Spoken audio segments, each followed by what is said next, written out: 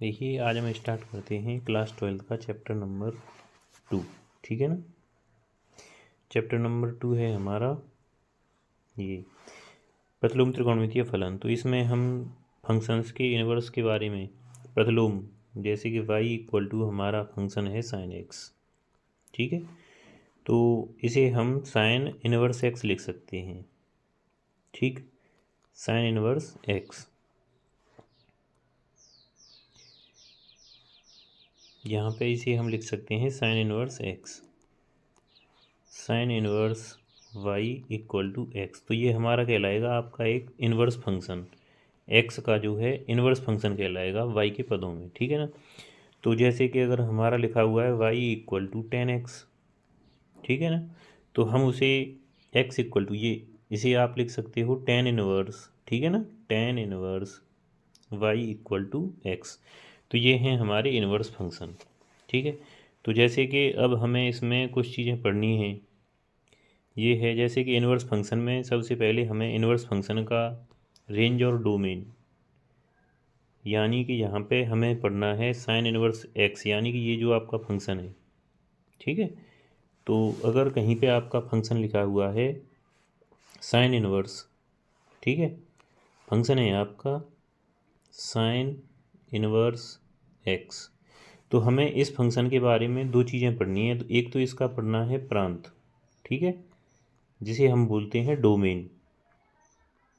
ठीक, और एक पढ़ना है परिसर, जिसे हम बोलते हैं रेंज। ठीक है, परिसर, रेंज। अब देखो परिसर और रेंज में, परिसर और रेंज और प्रांत फंक्शन की, इनमें अंतर क्या है। तो हम सबसे पहले देखते हैं कि यहाँ पे जो x की वैल्यू हम रखते हैं वो हमारा प्रांत होता है। x की जो वैल्यू हम इस फंक्शन के अंदर रखेंगे, ठीक है ना। जैसे कि ये है साइन इनवर्स, जो x फंक्शन है उसका जो प्रांत होता है वो -1 से 1 क्लोज्ड इंटरवल, यानी कि बंद अंतराल के अंतर्गत -1 से 1 के अंदर की वैल्यू ही मिलेंगी हमें जब भी फंक्शन में मिलेगी। जैसे कि हमें कहीं पर भी देखने को नहीं मिलेगा साइन इनवर्स 2, कहीं पे नहीं मिलेगा, क्योंकि वो -1 से 1 के बीच में ही आएगा, क्योंकि ये इसके बीच में नहीं है, तो 2 नहीं होगा कहीं पे भी।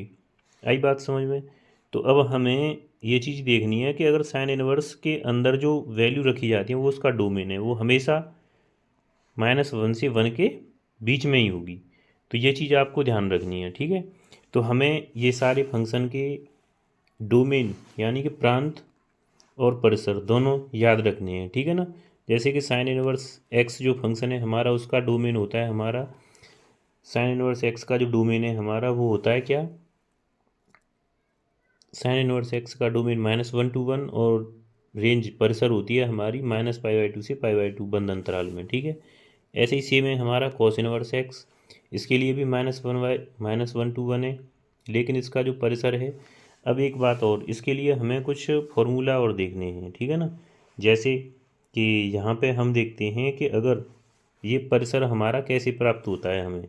ठीक है ना, ये जो परिसर है हमारा वो हमें कैसे प्राप्त होगा कि -π/2 से π/2 में। ठीक है ना, तो इसके लिए हम देखते हैं कि हमें परिसर में क्या करना है कि हमें परिसर उसका मिल जाए। ठीक है ना, तो अब देखो इधर, जैसे कि हमें कोई भी एक फंक्शन दे रखा है। ठीक है, फंक्शन है हमारा साइन इनवर्स, ठीक है ना, फंक्शन हमारा है साइन इनवर्स और साइन थीटा। ठीक, तो हमें जो भी वैल्यू मिलेगी, ये जो वैल्यू है थीटा, ये थीटा होता है। जैसे कि अगर हम लिखें कॉस इनवर्स, ठीक है, कॉस थीटा, तो ये भी वैल्यू हमारी क्या होगी, थीटा होगी।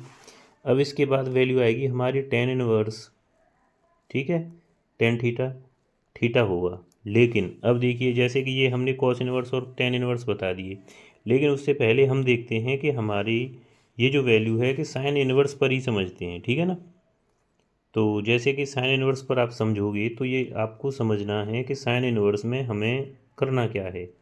ठीक है, तो जैसे कि अगर हमारा माइनस यहाँ पे, जैसे कि हमने अभी लास्ट क्वेश्चन में लिखा था कि अगर साइन इनवर्स 1/2, ठीक है, हमारा कोई एक फंक्शन था साइन इनवर्स 1/2, ठीक है ना, तो साइन में हमें देखना है कि 1/2 साइन के टेबल में कहाँ पे होती है वैल्यू। जैसे कि ये 1/2 है तो हम कहेंगे कि साइन में 30 डिग्री पे होती है, तो हम इसे लिखेंगे 30 डिग्री, यानी कि π/6।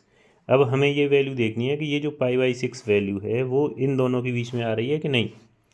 तो ये वैल्यू है हमारी, इनके बीच में आ रही है, तो हम इसे लिखेंगे π/6। इसकी जो है वो क्या हो गई, रेंज हो गई। आगे बात समझ में। अब देखो, जैसे कि हमें कहीं पर मिल जाए कोई वैल्यू साइन इनवर्स, ठीक है, अगर हमें मिलता है साइन इनवर्स -1/2, तो हमें इसके लिए फॉर्मूला ध्यान रखना है कि ये हो जाएगा साइन इनवर्स -x से, ठीक है। तो इसमें माइनस हम बाहर निकालते हैं, साइन इनवर्स -x हो जाता है ये, ठीक है।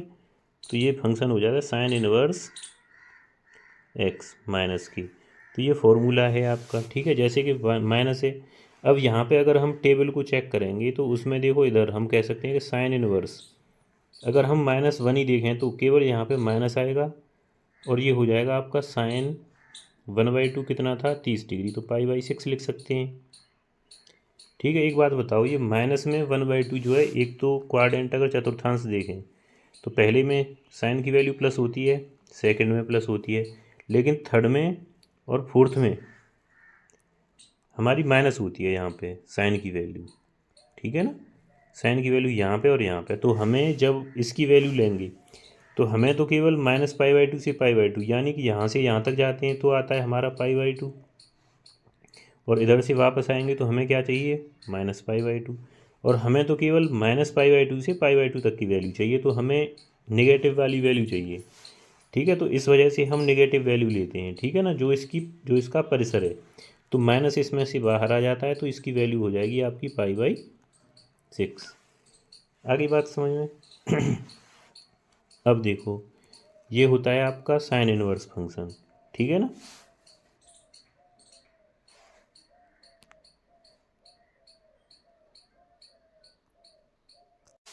देखिए, जैसे कि आपको अगर कोई फंक्शन डायरेक्ट गिवन है, पहले से दे रखा है साइन इनवर्स साइन 2π/3, तो क्या आप इसे डायरेक्ट 2π/3 लिखोगे, 2π/3।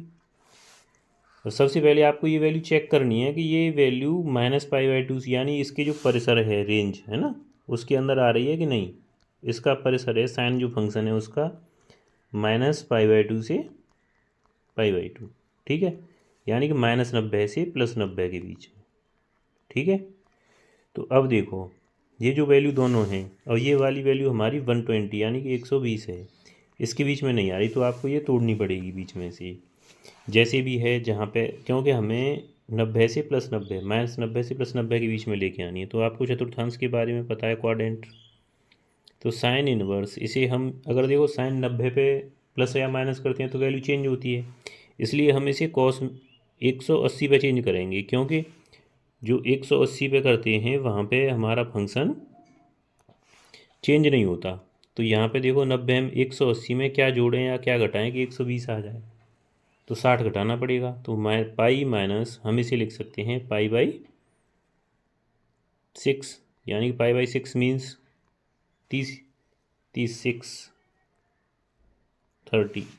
ये आपको करना है π/3, तभी तो 60 होगा माइनस में, ठीक है ना। π/3 60 माइनस किया आपने, ठीक है ना।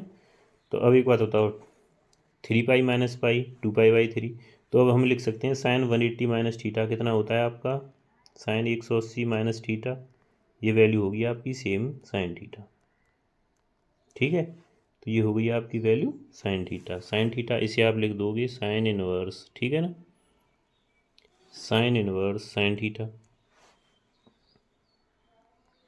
ये हो गया आपका साइन π/3। अब देखो, अब साइन इनवर्स साइन थीटा, यानी कि ये वैल्यू है π/3 हमारी, यानी कि 60 है, तो 60 वैल्यू अब इसके बीच में आ रही है, -90 से +90 के बीच में, तो यहाँ से ये कैंसिल हो जाएगा, अब इसकी वैल्यू हो जाएगी π/3, ठीक है। तो अब ऐसे ही आपको जो है ना, नेक्स्ट एक्सरसाइज है आपकी, उसके क्वेश्चन करने हैं, ठीक है ना।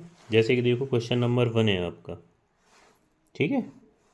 क्वेश्चन नंबर 1 में क्या कह रहा है कि क्वेश्चन नंबर 1 है, तो उसमें कह रहा है कि साइन इनवर्स, ठीक है, -1/2 है।